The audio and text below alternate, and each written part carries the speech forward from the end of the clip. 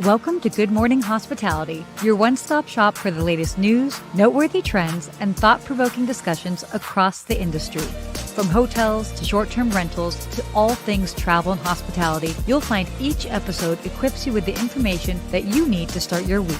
Join us on Good Morning Hospitality every Wednesday, wherever you get your podcasts.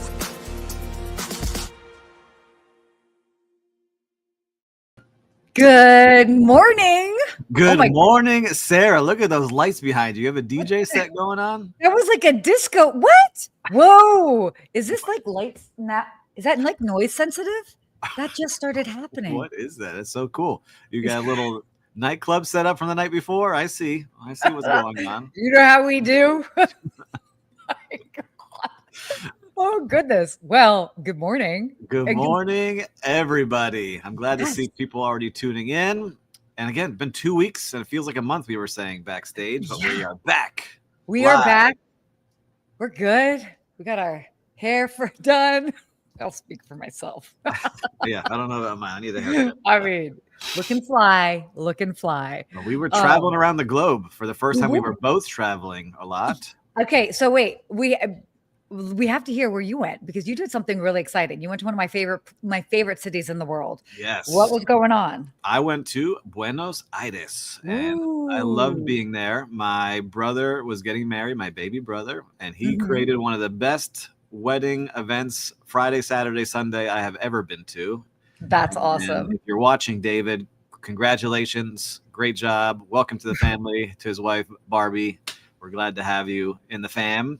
And it was just awesome. Like, they do things right down there. And I have for our real-time recap, a little hospitality story. Ooh, okay. I learned something about myself and my family is overnight trips seem good on paper because you're going to get there like in the morning. But we did 2 overnight trips in the same week. And oh my God, I'm not equipped for that unless Delta and American want to give us some first-class seats where they lay flat. That was hard for you. A little rough in the back. Yep.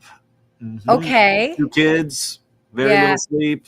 Yeah. Can't really recline. I just learned that about myself. On paper, look great.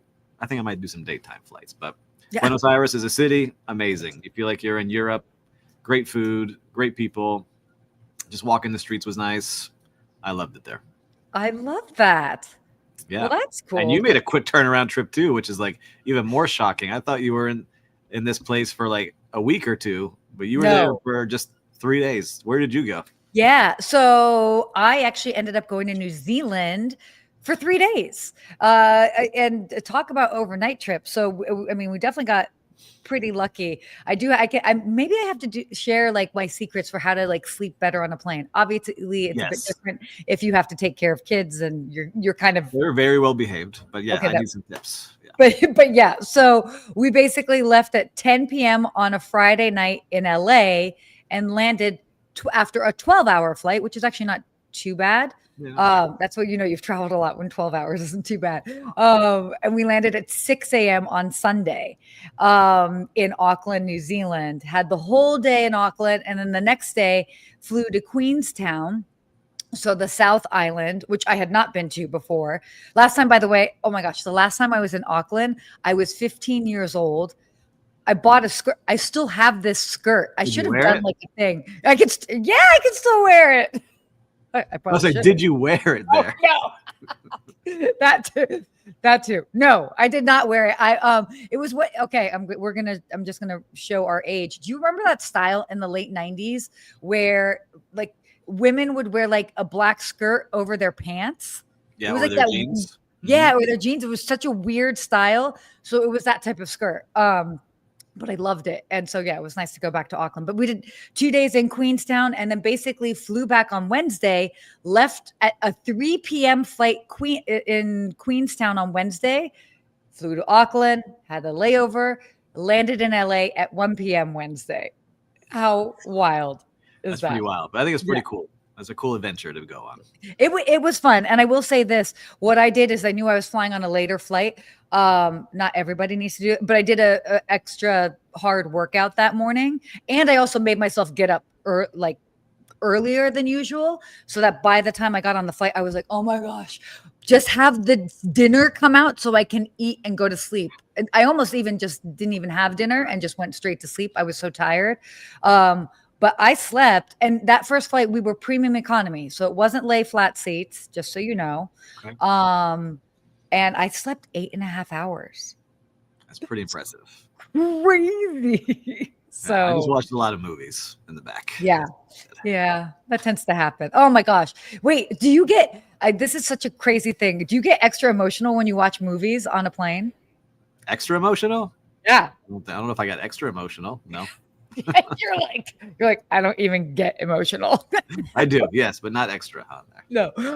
You all watching. We're just having our coffee talk. Thanks for joining us. We're going to keep talking about our trips. We'll get to some news. We will get to news. All right. Anyway, that is actually a fact that people do tend to get more emotional when I feel like maybe I did. I finished one of the movies. I watched a couple different things, and I teared up because I don't know. Maybe I got to go back and see. I thought maybe I was just tired. Yeah, well, it's a thing that tends to happen. So yeah, somebody was actually posting about that the other day on social media. So let us know. Do you guys ever find yourselves getting more emotional on planes? It's a thing. It is actually a thing. Lou, good morning from Charleston, where it is hot and humid. Not as hot and humid as here in Miami. How is that? Called it. You're supposed to try and convince me to move to Miami, and you have to embrace it. This is the part you have to embrace. So when it's hot out, like yesterday it was 90 degrees and humid. It's like we're going into your own personal sauna and steam room. You just go out there, you enjoy the sweat, you cool off with a nice drink out there. You're good to go. Woo. And you go to the beach. And then you go to the beach. Okay, fine. We like beach life. I was just in Texas, and it was hot and humid there too. So that Texas heat is something else. Oh my gosh. Steve is just a hospitality robot. No emotion. Oh, stop. That's not the case at all. Oh, Manzi. This is my AI avatar speaking right now. Okay. Thanks for showing up. All right. Well, yeah, let's go ahead and get into some topics here because we could chit chat. No, not emotional on planes. Watch fearful movies on overnight trips. You're okay. All right. That's fine. Whatever. I'll just speak for myself. I finished the Harry Potter series for the first time. Didn't have a chance to do that. I've never watched this. From Austin, Texas. Hello. I don't know who it is as LinkedIn user, but hello. Yeah, let us know who you are. It just came in as LinkedIn user. Okay. Let's talk. Travel. Marriott has hotels and places we travel, and Marriott has some big news. Why don't you kick it off for us, Sarah? Oh, Marriott, because Marriott's my friend. They've introduced their newest soft brand, Series by Marriott, targeting independent hotels worldwide. By the way, this is Marriott's 33rd brand, and it's designed to sort of give independent hotels access to Marriott Bonvoy without requiring full branding, which is interesting. So this launch is actually aligning with Marriott's strategy to offer this sort of flexible affiliation options and then also expand globally. So that's kind of neat. I think it's cool. Look, a lot of hotels, the reason they struggle is why? They can't get bookings. They can't get reservations, right? Especially in their slower season. So if you're an independent hotel, I don't know what the fees look like to join Series by Marriott, but if you're willing to pay up to get reservations that are Marriott approved, this is a good move for those independent hotels and a good way for Marriott to continue growing without having to spend money on buying hotels or trying to manage more hotels. And there's a lot less standards, it looks like. I like how they put it. Like they give the hotel their individuality. They can continue being who they are. I'm sure there's some kind of standards there. It's just not all the Marriott branded standards that you need to have to be a property. Well, it's definitely interesting. And it's funny because, it's not just Marriott, but obviously like Hilton, Hyatt, a lot of these bigger brands that just have all of these, smaller brands under them. But it is, as you mentioned, like it is a nice option for smaller hotels so that they can kind of have access to more visibility, as you said. So you see it like Marriott was trying. They did with Sonder, right? They started adding Sonder properties. Then they just bought Citizen M hotels, which they purchased, right? But they're starting to add more and more to their portfolio. But this is an interesting way to get. Look, if you're Marriott and somebody joins, you're getting automatic revenue by getting commissions off every booking. Is basically what it is. Yeah. So it's easy money as long as that property holds up their end and doesn't make your brand look bad, right? What I would hate to see is series by Marriott all starts getting bad reviews because they let in these properties that didn't meet their standards, which you kind of saw a little bit with their Marriott homes and villas. They started allowing a lot of product in, and then people would stay there like, this is not a Marriott standard, right? Yeah. So it's that interesting way to see. I see Michael, what is he saying? Series developed specifically for a developer in India, kind of tailor-made brand. That's interesting. Yeah, but which we saw in the article, starting in India, but I think it's just their way of now getting on over here through Europe and expanding across other countries, getting these individual properties into the brand. Yeah.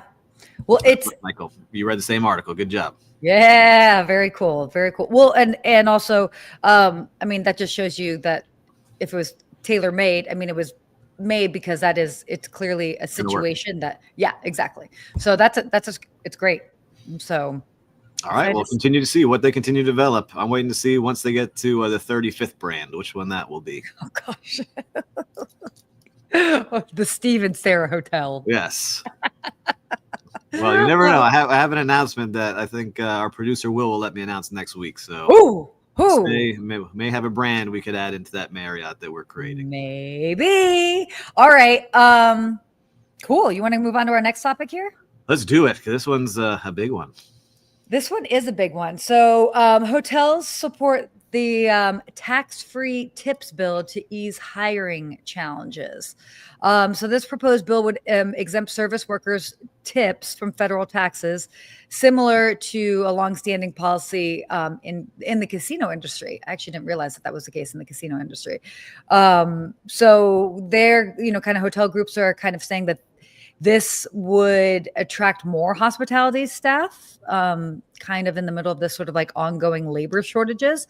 But I mean, obviously, it can also complicate things. So, what are your thoughts? This is. Yeah, I mean, this is pretty big, especially I came up through food and beverage in hotels, and being a food and beverage director, you see how much money is collected in tips, and we can all be honest here. I think a lot of people are not reporting their cash tips. I definitely didn't. Right. So I will go on the record saying I did not. So I'm curious to see now where service charge distributions, right? Because the service charge is collected by the hotel on behalf of their team and distributed as they see fit to their team. That's how it is here in Florida and in most states.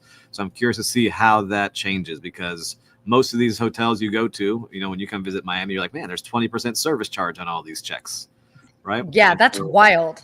Right. So what happens when that service charge, is that going to continue being taxed? That's what I'm curious about, because that's a lot. That's millions and millions and millions of dollars just in individual properties, right? So I'm curious to see how that gets divvied up and if that's going to be taxed. But for the people that are collecting cash, you said most people aren't reporting it anyway, so I don't think it's going to be huge. It's now with these service charge parts that will be interesting. And for the servers, I'm very happy. Servers, bartenders, food runners, dishwashers, hosts, all these people that collect tips, concierge. Now you don't have to worry about hiding your cash and how you get paid. So I'm excited for you all. Yeah, I mean, look, at the end of the day, that's always been an interesting, a tightrope to walk, because obviously it's like kind of like cash, like what they see that doesn't necessarily count. But then at the same time, it's like you want to show, like if you're looking to buy a house one day or to get a car, you need to show that you're actually making more money. And I do fear, without getting like too crazy with this, but just a very high level, is that a lot of times people fear that they're like, oh, well, if I'm saying that I'm making this, I have to pay all this in taxes. And I think that we can really educate people a lot more in how they can approach their taxes, that it's not necessarily something to be afraid of, that it's yeah. So that's something that I've never been scared of, but I definitely in like the concierge world, it's like, I want everything in cash because I don't want to have to report anything. And it's like, but it'll be okay. So I think that a lot of that also comes with sort of like financial education, that hopefully we can see that more within the hotel space and just overall in general. So yeah, look, and it's interesting because now people carry less cash. They're using like things like e-tip, right? And digital tipping. And so how that all gets tracked now will be interesting. Yeah. I remember as a pool attendant, man, I would go home with hundreds of dollars in my pocket, and you just never reported that. So Yeah, as a bartender. I mean, I remember like making like $700 in a night. I mean, now granted, like I was barely 21 and I was also working 2 jobs and going to school. But yeah, it was. What's the most extravagant thing you bought with that tip money? Okay, I can tell you, it wasn't then, but it was actually when I was in LA, like later on, where we were making pretty decent money and I was working at the Peninsula. And one birthday, sounds so weird. I was like, I'm going to treat myself to a shopping spree. And I went to Ah, you said it? Nordstrom. What? Yeah, just like that. That's still how I said it. I went to Nordstrom and I think I spent like 800. This is funny. I spent $850 on clothing. I bought all these random things. And then I remember over the next couple of months, I looked at what I bought and I was like, why did I do that? Because it was either they weren't classic pieces or I was like, that's such a weird style, like whatever. And I remember being like, no, never again. That wasn't like a worthwhile use of your, I mean, it felt good to do, or fun. And then moving forward, then what I would do is I would treat other people. And so like my boyfriend at the time, he had a younger sister. So like when she came out to LA, I was like, whatever you want. We went to Urban Outfitters and I like treated her to stuff. And I felt more enjoyment out of like treating her to something that she wouldn't normally get treated to than like me going and buying that. You're a giver. You see? Mine was, I remember I was 19 years old on the pool deck at the Lowe's collecting that cash. I was like, I made a lot today. I'm going to get a subwoofer in my car. And that's what I ended up. Oh, gosh. Oh, my gosh. Bumping around here on South Beach. Yeah. But for listeners out there, what's the most extravagant thing you bought with your cash that you didn't report? So let us know here in the comments. We would love to see what you all purchased with that tip money. That's funny. That's actually a good one. Like, get that tip money. Okay. Anyway, I'm not going to sing that. So why don't we go ahead and talk about our next hotel topic here? Wyndham. They are now, their rewards programs are now allowing members to redeem points for concerts, sporting events, and Applebee's. Ooh, I like that made it into the headline. Love that. Chili's. We got Applebee's. We got Applebee's. Exactly. So that's kind of cool. I mean, we've seen this obviously with other hotel brands, and credit cards and all sorts of things that, do points and rewards programs. But what are your thoughts? It's all about the lifestyle. And so if you like that Wyndham lifestyle, that's great. You're going to go travel for a concert. You stay at a Wyndham place. You're going to go to Applebee's next door, right? And you're going to go enjoy and get your points, and those points will be used, and you can continue staying at these places that you enjoy staying at. And we know Wyndham, for people that we've talked about them in the past, they have a lot of entry-level places. They have a lot of deals to be had at their places. Now they're trying to like push up slightly higher into like the mid-scale. I don't know if they're going to get to that luxury that they talked about, but I think that mid-scale space will be good, and these points will help get more and more people in there. As we see Ivan, the best thing, he bought fishing gear. Just talking about that. I live in Miami. I haven't done enough fishing really at all. I need to start getting into that. I was just talking about that yesterday. Fishing. I can tell you all about fishing. I've arranged many fishing trips. All right, well, let's talk offline. I need some setups here. I know a lot about it. It's weird. But I like what they're doing. Good job getting their point system together. I just think any hotel brand at this point should have some kind of rewards, because you want to feel rewarded for staying at them. And there's a lot that don't still, like some of these smaller brands, like I want to be extra loyal to them, but then you don't really get anything. And people are used to it now everywhere, right? Totally. Oh my gosh. I mean, that's all I do. I just play the loyalty game with the brands that I stay with the most. So like, I mean, obviously, and actually this year I'm now expanding. So obviously everybody knows I'm loyal to Delta, but I have a couple of trips on United coming up. So I'm oh my God, please, let's get the alarms. Delta, do you hear this? Woo, woo. Trying to go for that loyalty match program. So we'll see. And then I always like, whenever I'm traveling, I'm kind of like alternating between Hilton and Marriott, depending on like what's going on and the location where I can, and then obviously other places. So yeah, I'm like, we're just going to dabble in all of it. I like it. You see? Yeah. Well, let me know how Applebee's is, and we will talk after. Oh, that's so fun. I just went there Friday. I'm kidding.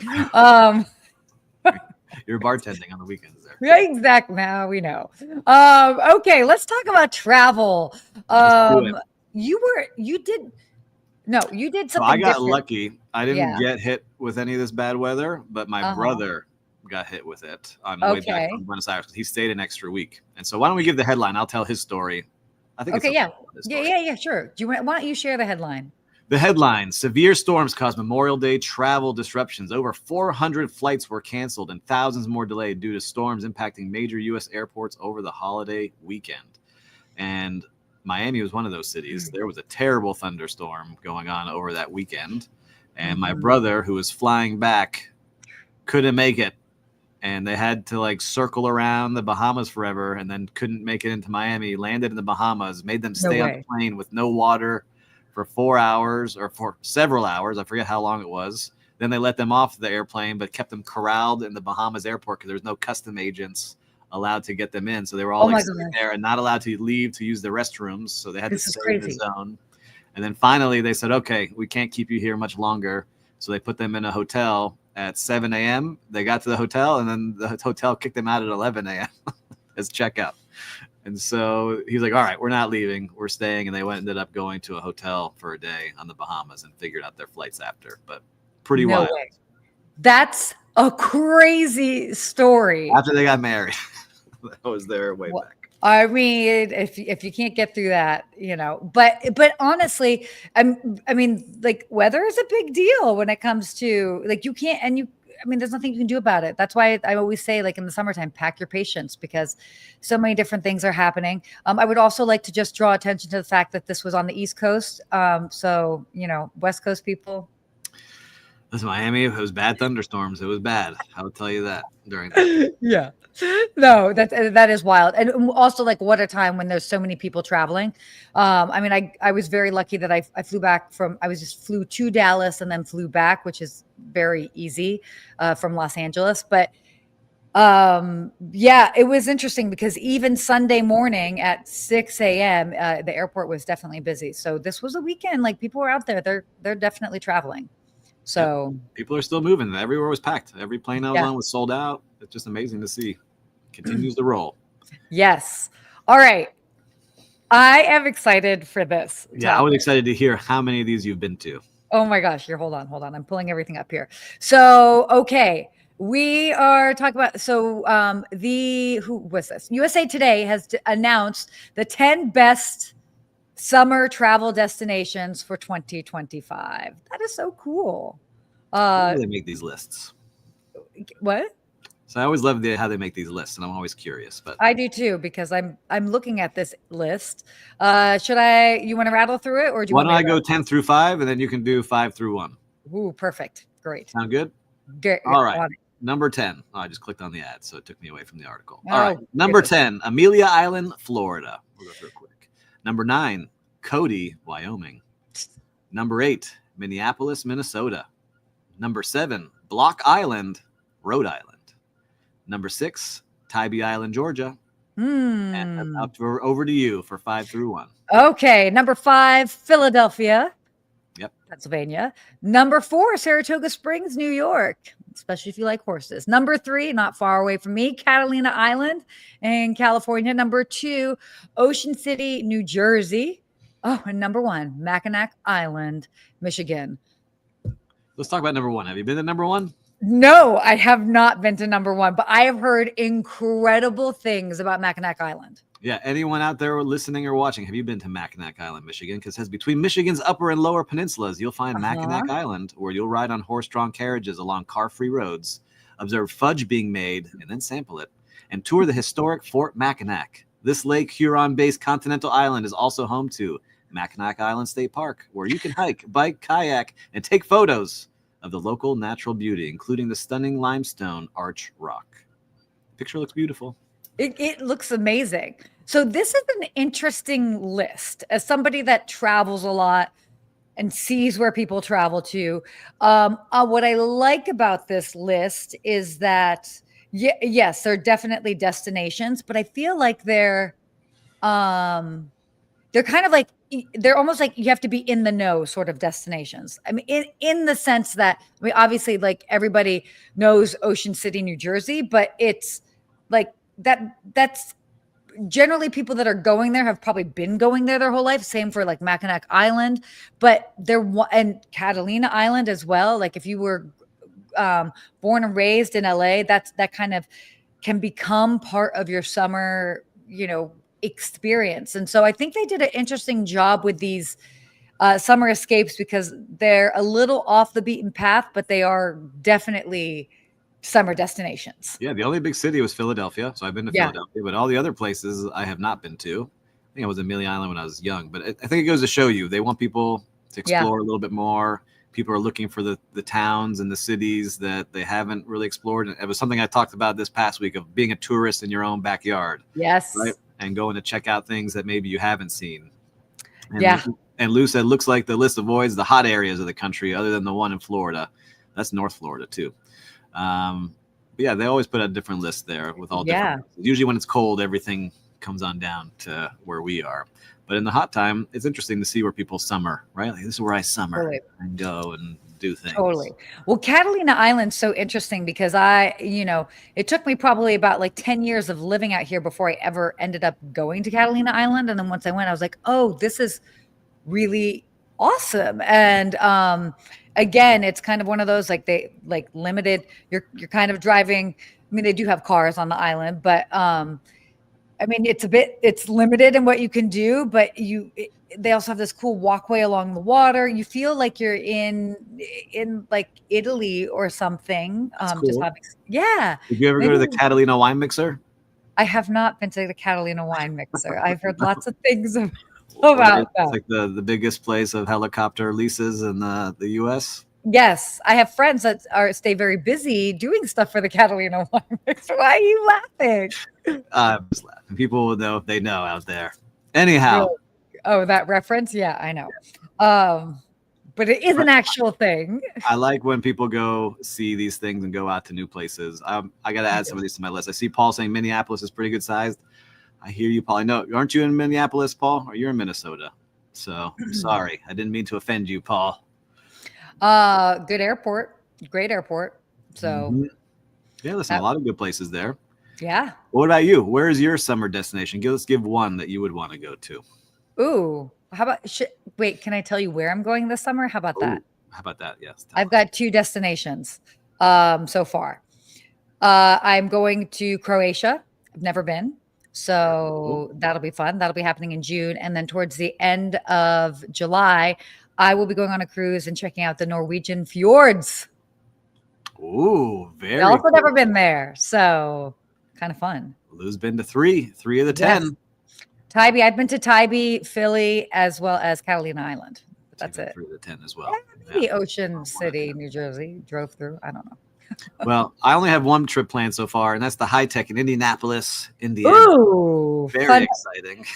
What? Okay, we have to figure out something. You and I are definitely gonna have to make sure that we make it to a couple of like conferences or something. So together. Yes, we will make sure we plan it out. But yeah, I think all these little islands are cool. I like checking out new things. I want to explore some new places in the U.S. because there's so many cities and towns and just unique places just in our country that I want to go check out. Totally. Because it is amazing to see. But anyhow, totally. That is our list here today. All right. Okay, I'm dying to hear your real-time recap. I have 2. Can I do 2? You don't have to ask permission. Yes. I have 2. I have a quick one. So the first one, again, being a tourist in your own backyard. Yeah. I watched a YouTube video. I wish I forgot the guy's name, but he went to this little tiny island in the Everglades, and I watched it. You know what? That looks cool. So I was going to go solo, and I told my dad, hey, just so you know, I'm driving through the Everglades to Chokoloskee, Florida, just so someone knows where I'm at in case something happens. He's like, hey, I'll go with you.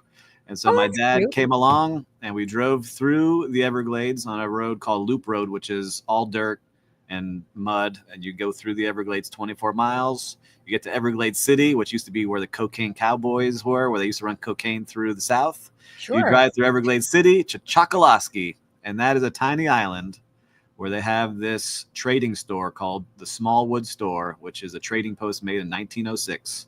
And we went to go see this store. That was the whole point of this trip. And it just happened to be that the Seminole Indians were cooking for the first time at the store, and they had their traditional foods.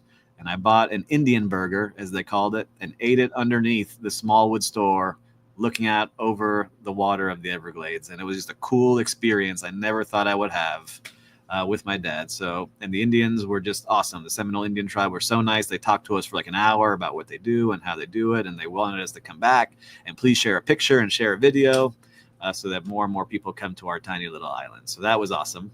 That's neat. Number one. Love that. Number two was in Buenos Aires. My daughter got really sick, had to get prescription medicine, didn't have insurance in Buenos Aires. We did have our doctor send what we needed. Okay. I was able to talk to the pharmacist. I said, Steve, this is going to be very expensive for you, but if you need the medicine, we can get it. They made sure they got everything we needed. And when I went to go pay, how much do you think it was? Very expensive. $20. $14. Oh my gosh. But it made the whole trip because my daughter got very sick and they weren't allowed to truly to do it, but they saw what was going on and they made it happen for us and everything worked out. So just good people all over the world trying to help people. Yeah. Thanks. I love that. I think that's always my favorite reminder when you're traveling is like how many good and incredible people there are in the world. So I'll quickly just go into my real-time recap. So I had this sort of like impromptu trip to New Zealand and to show you the power of concierge. I actually posted about this on LinkedIn. One of my friends, part of Lake Lador, or have been for many, many years. And he's a concierge in Auckland at the Hilton Auckland. And it always like, come to my hotel. Let me know when you come to Auckland. I'm like, yeah, sure. Because who knows, it's like there's so many places to visit in the world. You just never know when you really are going to make it to a certain destination. And everything came together like last minute. And I felt kind of bad because I'm like, hi, so 2 days notice, but I'm coming to Auckland on Sunday. And we're staying at your hotel. And so we ended up staying at his hotel. We set it all up and he was like, no problem. I'll take care of the rest. Seriously arranged a car service for us and then was like, I have the day planned for you. We had a breakfast together and then went straight to go visit the Sky Tower. We went on a harbor cruise. We kind of walked around the different neighborhoods and it was this perfect, first of all, it was the perfect day to just be there and just like, we didn't even have to think. We just had somebody showing us around. But like, it was just what we needed. It kept us awake long enough as well. So when you're kind of like trying to combat the jet lag, but it was this wonderful, wonderful like introduction. And like none of that was asked for and none of that needed to happen, but I'm so glad it did. And it was such a heartwarming experience. And I was just like, yeah, this is why you call their concierge. This is why you ask a concierge. So you've got me converted. I didn't ask concierges all that much all the time, even though I worked in hotels. Now I trust them, especially if they're part of the Clay Door.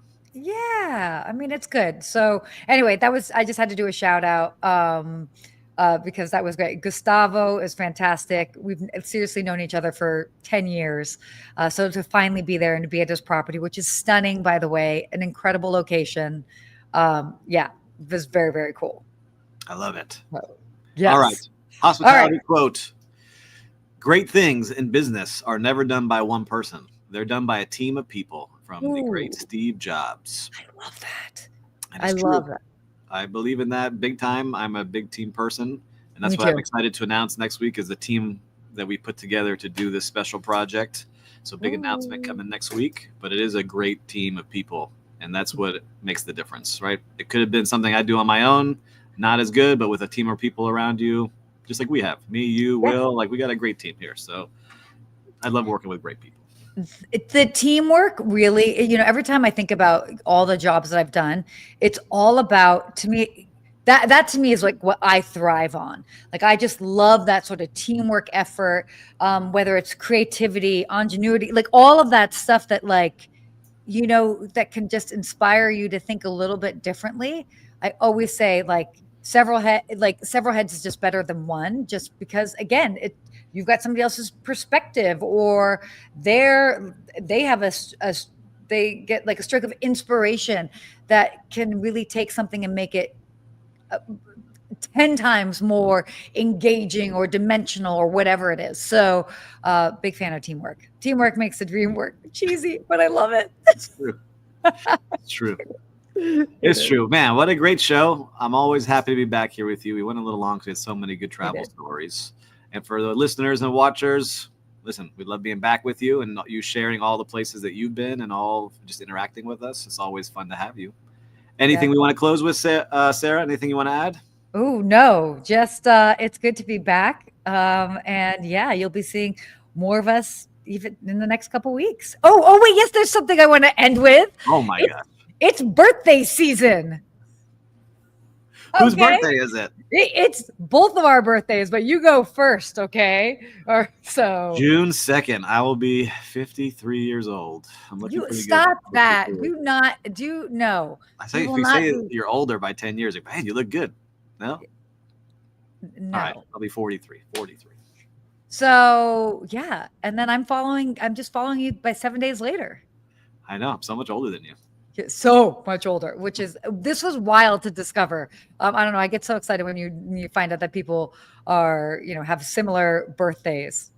2 Geminis in the house. Yes, 2 Geminis in the house. Woohoo! You know what you're gonna get.